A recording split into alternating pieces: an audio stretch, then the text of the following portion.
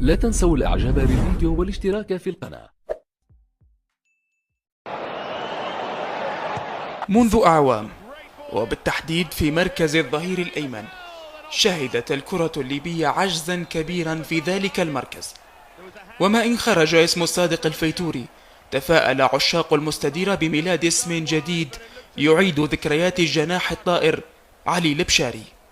الفيتوري بدايته كانت في مدرسة الباروني، والتي أسستها الجالية الليبية في بريطانيا، لينتقل بعدها لمانشستر سيتي ليكون محط متابعة نجم مانشستر يونايتد جاري نيفل، الذي طلب ضمه في تلك الفترة، وهو ما تحقق.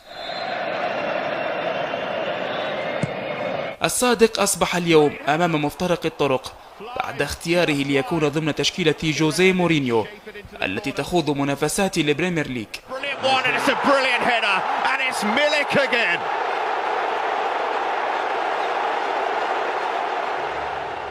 قرار انضمام الفيتوري لكوكبة نجوم الشياطين الحمر أثلج صدور الجماهير الليبية، لكنه لم يخلو من السلبيات.